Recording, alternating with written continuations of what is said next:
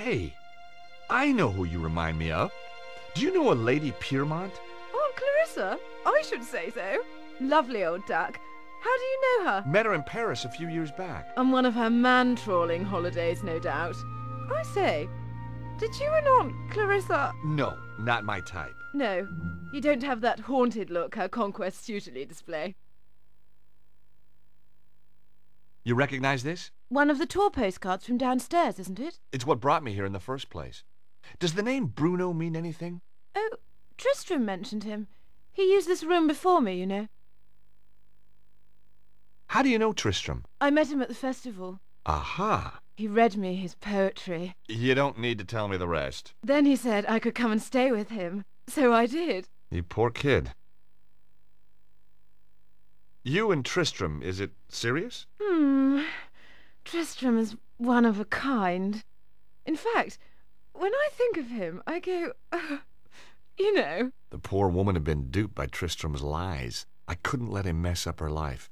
And she was bound to find out sooner or later. Look, Melissa, you hardly know me, but some things are better coming from a stranger. Ooh, is that a promise? These poems, Tristram doesn't write them. They're all copies. Well, duh.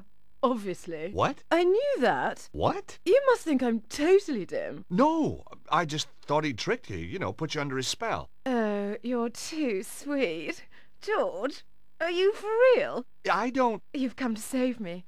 Like a knight in armour. Well, that wasn't my original plan, but it became an option. Oh, I could kiss you all over. Hey, steady. Remember the Geneva Convention? Who needs it? I don't take prisoners. I bet. So, when did you find out about the poems? From day one. I wrote my thesis at Cambridge on Irish poets of the early 19th century. You're very gifted. Try me. Ha! And Tristram doesn't know. Did I know? Of course not. Why let a question of authorship get in the way of a good... Yes, why indeed. But all good things. With Daddy on the trail, I think I'd better split. Anyway, don't suppose you fancy a weekend in Acapulco? Jeez, I'd love to, but my Acapulco visa ran out just yesterday.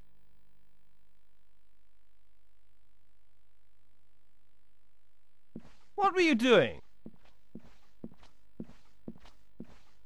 Having a little conversation with Melissa. That's private up there. You had no right. Just like you had no right to be seducing that poor girl with stolen poetry. You had no right to interfere. She had a right to know. Oh, no.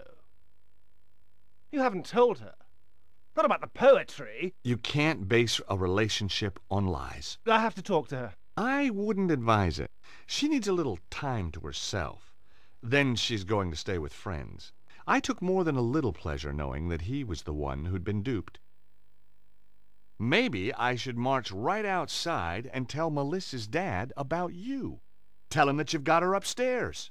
Tell him that you've broken her heart. You wouldn't. But that poor, innocent kid. Think what it would do to her. He ought to know. Please.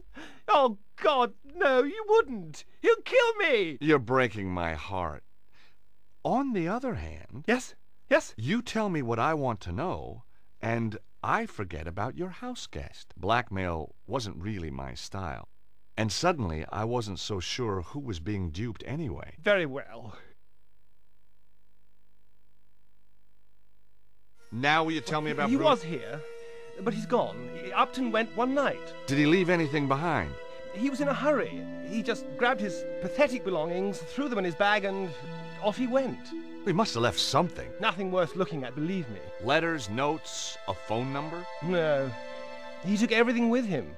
Only... Aha! So he did leave something. Well, yes. But what good is an old pair of pants to you? Pants? Give 'em to me. I found them in the laundry pile after he'd vamoosed. Did you examine them? No.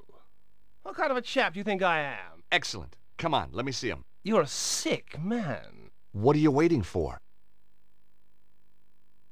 Oh, man, these aren't pants. Yes, they are. No, they're not. These are shorts. What are you? Some kind of underwear detective? Oh, heck. I'll take 'em anyway. Ugh. Yeah, that's what I said.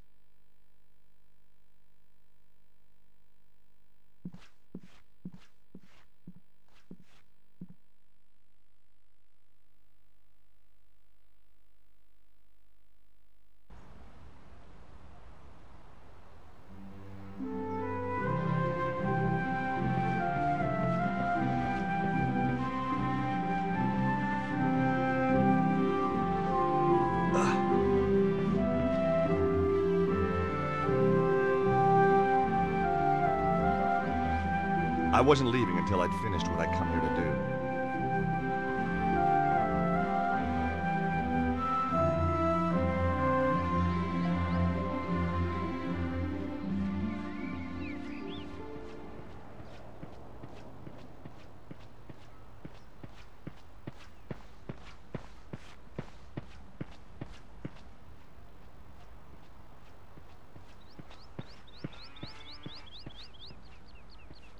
Oh! Come on! Come on! It was no good. The door was too sturdy. I just wasn't strong enough.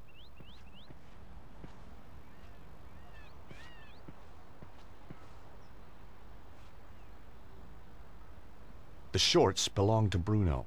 I didn't want to examine them too closely.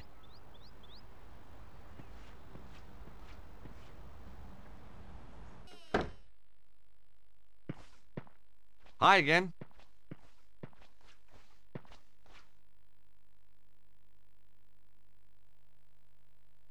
Okay, let me cross your palm. Never mind that. What you got for me? Quick! You're really getting into this, aren't you? The doors to the other side are open. I wouldn't get too excited. You ought to watch The Twilight Zone on reruns. Hubris gets you smacked down every time. Rod Serling said so. I'd like you to look at some boxer shorts. Now just wait a minute. I don't want no funny stuff. No, seriously. I want you to use that psychic hoodoo on them. Them no belong to the same man as before. No, not unless they were into sharing. Good. Me don't want to experience anything like that again. Ever. Very well. How did you know my name? Was that a psychic flash? Lord! When you were talking to Eamon O'Mara, me was standing in my own doorway. Me overheard your name when you was introducing yourself. Ah, cunning. The item of apparel, please. Getting anything? Apart from nauseated? Cha, no, me sorry.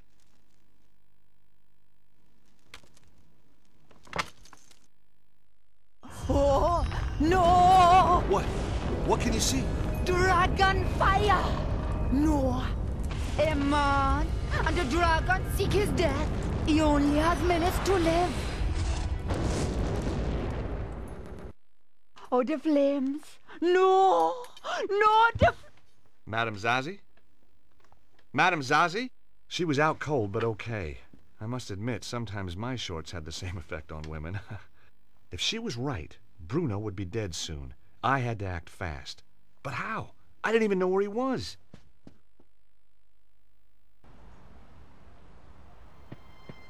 Luckily, I got a hint.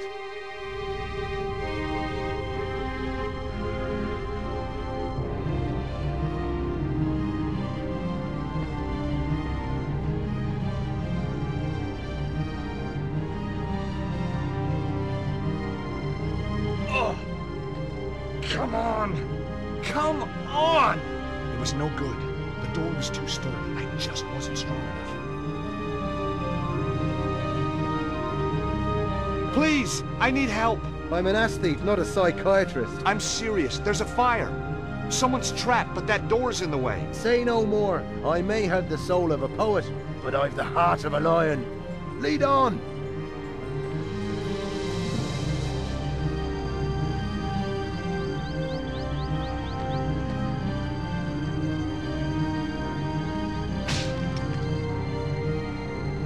Excellent.